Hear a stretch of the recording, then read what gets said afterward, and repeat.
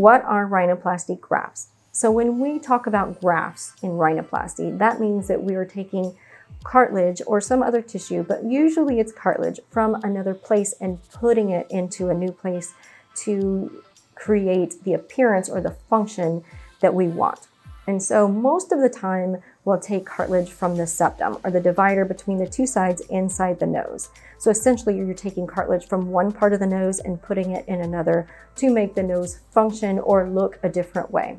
You can also use cartilage from the ear or for the rib, or use donated rib cartilage.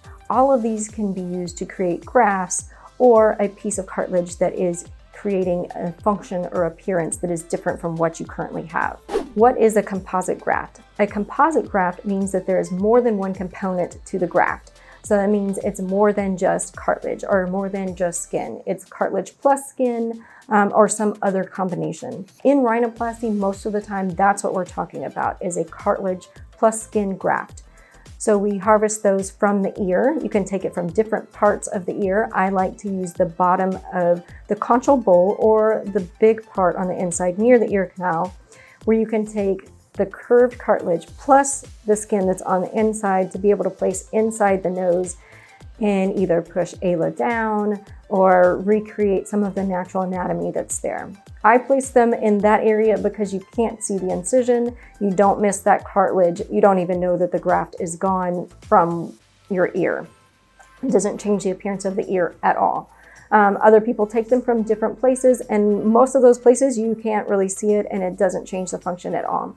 The composite graft is most often used in revision rhinoplasty cases where you need to reconstruct a lot of the anatomy that may be changed from the original surgery. What is a rim graft? A rim graft is a very small piece of cartilage that we place literally along the rim of the nostril, or the Ayla. This helps reinforce that rim, so if you breathe in really hard, it doesn't collapse in, it gives it more structure.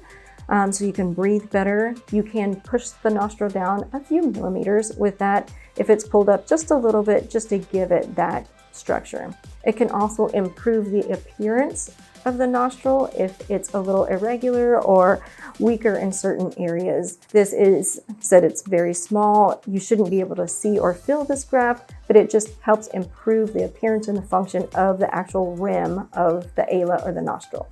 Do spreader grafts make the nose wider? This depends on how big the spreader grafts are and how and where they are placed. In general, whenever I use spreader grafts, this does not make the nose wider. This widens a very specific area of the nose, so the middle third, where a lot of people will have their nose go out at the top, in the middle, and out at the bottom. So placing spreader grafts here will make the nose more smooth and even all the way down.